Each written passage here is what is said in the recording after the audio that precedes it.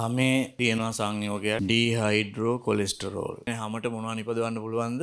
Vitamin D නිපදවන්න පුළුවන්. Pharmacy වලින් වැඩිපුරම විකිණෙන බෙහෙත් වෙන්නේ දියවැඩියාවට භාවිත කරන ඒවා. ප්‍රතිජීවක ඖෂධයක් භාවිතා කරන්නේ අපි අපිට තියෙන ආසාදනය මොනවා වෙනකන් විතරයිද?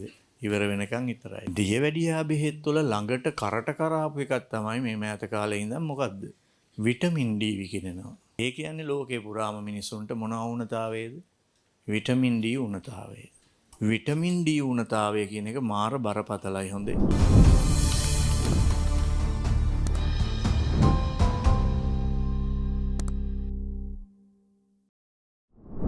හමේ තියෙනවා සංයෝගයක්. ඒ හමේ තියෙන සංයෝගයේ නම මොකද්ද? ඩීහයිඩ්‍රෝ කොලෙස්ටරෝල්. ඩීහයිඩ්‍රෝ කොලෙස්ටරෝල් කියන සංයෝගයට සූර්යාලෝකයේ තියෙන හිතකර UV කිරණ UV කිරණ තියෙනවනේ UVA UVB කියලා හරියද? හිතකර UV කිරණ වැටුනහම ඒ ඩීහයිඩ්‍රෝ කොලෙස්ටරෝල් කියන සංයෝගය කැල්සිෆෙරෝල් කියන සංයෝගයක් බවට පත් වෙනවා. කැල්සිෆෙරෝල් කියන්නේ වෙන මොකුත් නෙවෙයි මොකද්ද? Vitamin D. ඒ කියන්නේ හැමට මොනවා නිපදවන්න පුළුවන්ද? විටමින් D නිපදවන්න පුළුවන්. හරි. ආගෙන ලෝකේ ෆාමසි වලින් වැඩිපුරම විකිණෙන බෙහෙත් වෙන්නේ දියවැඩියාවට භාවිත කරන ඒවා. අපි හිතන්නේ ප්‍රතිජීවක ඖෂධ තමයි වැඩිපුර විකිණෙන්නේ කියලා. ප්‍රතිජීවක ඖෂධයක් භාවිතා කරන්නේ අපි අපිට තියෙන ආසාදනය මොනවා වෙනකන් විතරයිද? ඉවර වෙනකන් විතරයි. බොහෝ වෙලාවට ප්‍රතිජීවක ඖෂධ අපිට දෙන්නේ මේ දවස් 6යි, දවස් 8යි ඒ වගේනේ දෙන්නේ. ඒක වෙනකොට ඉවරයි. ආයි බොන්න ඕනේ නැහැ. හැබැයි දියවැඩියාවට බොන බෙහෙත් ගත්තොත් එහෙම ඒකෙන් දියවැඩියාව මොනව වෙන්නේ නැද්ද? සනීප වෙන්නේ නැහනේ. මොනව වෙනව විතරයිද? පාලනය වෙනවා විතරයිනේ. එතකොට අවුරුදු 40 දී දියවැඩියාව හැදිලා අවුරුදු 70 වෙනකන් හිටියොත් මිනිස්සු මැරෙන්නේ නැතුව ඒ මුළු කාලය තුල මොකක් කරන්න ඕනේද? බෙහෙත් බොන්න එපා. ඒතකොට දියවැඩියා බෙහෙත් හොඳට විකිනෙනවා. දියවැඩියා බෙහෙත් වල ළඟට කරට කරාපු එකක් තමයි මේ මෑත කාලේ ඉඳන් මොකද්ද? Vitamin D විකිනෙනවා. හරි. ඒක ළඟටම ඇවිල්ලා තියෙන්නේ දැන් හරි. ඒ කියන්නේ ලෝකේ පුරාම මිනිසුන්ට මොනවා වුණතාවේද? Vitamin D වුණතාවය. සමහර විට ඔබටත් තියෙන්න පුළුවන්. දන්නේ නැහැ. හරි. විටමින් D වුණතාවය කියන එක මාර බරපතලයි හොඳේ. මේක මාරම බරපතලයි. විටමින් D නැතුව ඔබේ ආහාරයේ තියෙන කැල්සියම් මොනවා කරන්න බැයිද? උරා ගන්න බෑ. ඒතර ඔබට විටමින් D අඩු වුණොත් එන්නේ මොනවා අඩුවීමේ රෝග ලක්ෂණද? කැල්සියම් අඩුවීමේ රෝග ලක්ෂණ. එතකොට ඔබ කියයි මං හොඳට හාල් මැස්සුවීම කනවා. එහෙම කියයි හරිද? ඒ කිව්වට ආහාරයේ කැල්සියම් තිබුණට ඇබ්සෝබ් කරගන්න මොනවා ඕනේද? විටමින් D ඕනේ. ඒතර විටමින් D අඩු වුණාම බොහෝ විට එන රෝග ලක්ෂණ මොකද වෙන්නේ කියන්නේ? කැල්සියම් උණතාවේ. එක දෙක ප්‍රතිශක්තිකරණය අඩු වෙනවා විටමින් D අඩු වුණාම. කියන්නේ රෝග ආසාදන රෝග බෝ වෙන එක මොනවා වෙනවද කියන්නේ? වැඩි වෙනවා විටමින් D අඩු වුණාම. හරිද? ඊළඟ එක තමයි මාර වැඩක්. ඒක හිතා ගන්නත් බෑ. විටමින් D ගොඩක් අඩු වුණොත් ડિප්‍රෙෂන් වෙන්න පුළුවන්. ඒ කියන්නේ සයිකොලොජිකල් බලපානවා. දැන් විවිධ වෙන හේතු නිසා ડિප්‍රෙෂන් එන්නත් පුළුවන්. නමුත් විටමින් D අඩුව ડિප්‍රෙෂන් වලට හේතු වෙනවා කියලා හොයාගෙන තියෙනවා. මාරයි මේක කිසි සම්බන්ධයක් නැහැ වගේ හිතෙන්නේ හරි. ඊළඟට මෙහෙම.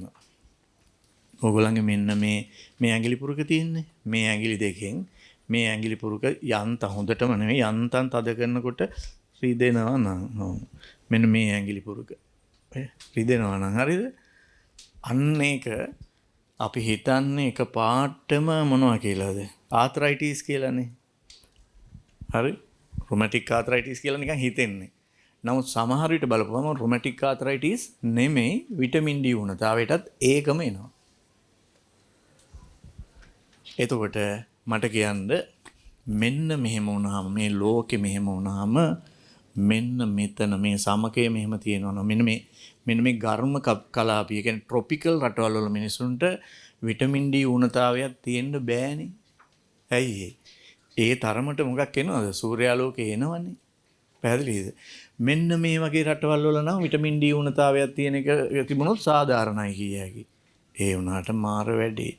මේ කලාපයේ මිනිස්සුන්ගෙත් මොකක් ඇවිල්ලාද? විටමින් D උණතාවය තියනවලු සෑහෙන්න. ඔබ හිතන්නේ මොකක් හින්ද වෙන්න ඇතිද? ඔව් ඒ ඇවිල්ලා අපි සූර්යාලෝකයට මොනවා වෙනව අඩුයිද? නිරාවරණය වෙනව අඩුයි. දැන් ඔබ පරස්පර දෙයක් ඇති කරගන්න ඉඩ තියෙනවා. ඉස්සෙල්ලා කිව්වා නේද සර් 11 ඉඳන් 3 වෙනකන් සූර්යාලෝකයට නිරාවරණය වෙන්න එපා කියලා. දැන් කියනවා සූර්යාලෝකයට නිරාවරණය වීම අඩු හින්දා විටමින් D අඩුයි කියලා. පරස්පරයිද? නෑ පරස්පර නෑ. ඔබට පුළුවන් උදේ 7 ඉඳන් හරිද 9 වෙනකන් සූර්යාලෝකයට නිරාවරණය වුණාට කමක් නෑ. පැහැදිලිද? අන්නේ වෙලාව ඔබ කොහෙද ඉන්නේ කියලා බලන්න. 7 ඉඳන් 9. කොහෙද? එක්ක ගෙදර, එක්ක වාහනයක යන ගමන්, එක්ක පන්තියක. ඉතින් කොහෙද සූර්යාලෝකය? එක්ක බුද්ධි. ජනේලෙන් පස්ස පැත්තට අවුව වැටලා තියෙනවා. ඒක වැඩක් නැහැ.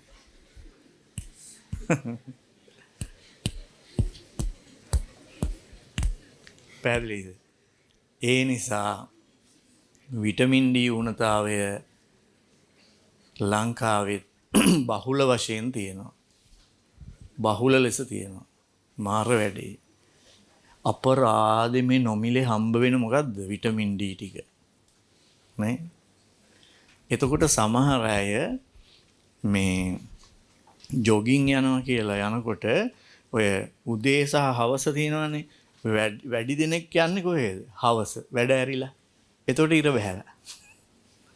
දැන් උදේ නැගිටිනවා කාර් එකේ වැට යනවා ඔෆිස් එකේ ඉන්නවා හරිද වැඩ ඇරිලා ගෙදර ඇවිල්ලා ජොගින් වලට යනවා හරි හවස 6 ඉඳන් 8 විතර වෙනකන් යනවා හරිද ඉතින් ඉර බහැලානේ එතන මොකද වෙන්නේ ඒ සූර්යාලෝකේ නැහැනේ ඒන්නේ වගේ ඔෆිස් වල වැඩ කරන අයගෙත් මොන වෙලාද විටමින් D අඩුයි මාර සීන් එකනේ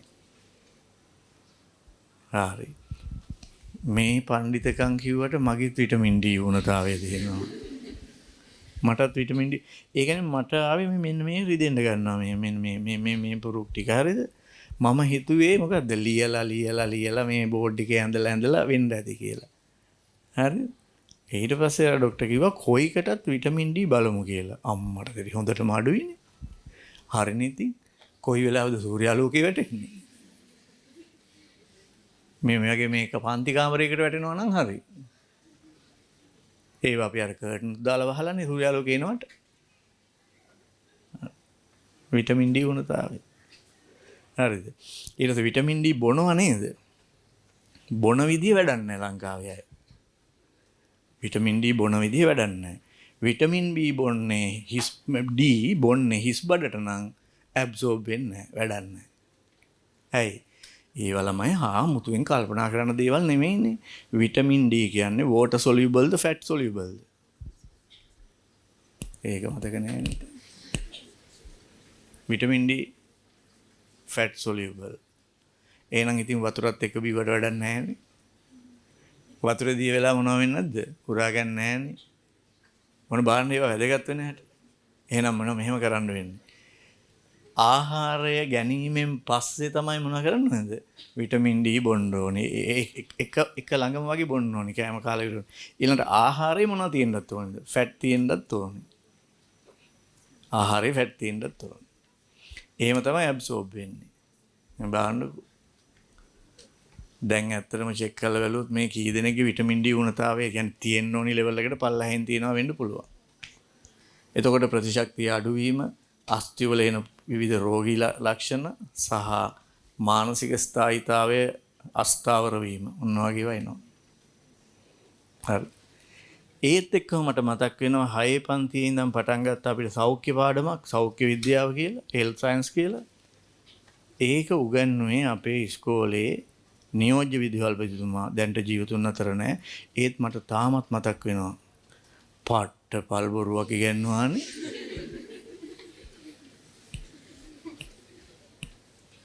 ඒවා ලියලා පාස් වුණත් එක්ක විභාගය. මොකද්ද බොරුව? උදෑසන සූර්යාලෝකයේ විටමින් D ඇත කියලා ඉගෙනුවා. මම ලිව්වා මම වාක්‍යයත් එක්ක මතකයි. ඒ උදෑසන සූර්යාලෝකයේ විටමින් D තියෙනවා.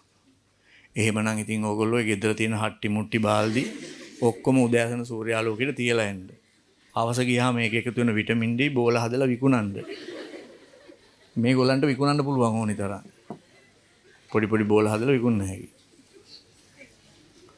ළමයි උදෑසන සූර්යාලෝකයේ විටමින් D නැහැ. විටමින් D තියෙනවා නම් මොනව කරන්න බෑද? එහෙනම් ওই විටමින් D හදන අයට හරි ලේසියිනේ හරි. ලොකු භාජන හදලා එකතු කරන්න විටමින් D. වෙන්නේ මොකක්ද? මේ සංයෝගයට මේ කිරණ වැටුනහම මොනව හැදෙනවද? විටමින් D හැදෙනවා. මිසක් සූර්යාලෝකයෙන් විටමින් D එන්නේ නැහැ බොරුනේ. ඔය වගේ වෙන මොනවද ඔයගොල්ලෝ ඉගෙනගෙන තියෙන බොරු? නෑ, තව නෑ. මහවැලි කැලණි කළු වලවේ යන ගංගා කියන්නේ ඉතින්. සමනල කන්ද මුදුනේ සිට පැන නැංගා. ඒක දෙවෙනි ටෝම්පචේ. මහවැලි කැලණි කළු වලවේ කියන ඒවායින්. හරිද? ගංගා හතරෙන්. හරිද? සමනල කන්දෙන් පටන් ගන්නේ එක ගඟයි. කළු ගඟ විතරයි. මහවැලි කැලණි වලවේ තුනම පටන් ගන්නේ හෝටන් තැන්නෙන්. හෝටන් තැන්න මුදුනේ සිට පැන නැංගා. හරි.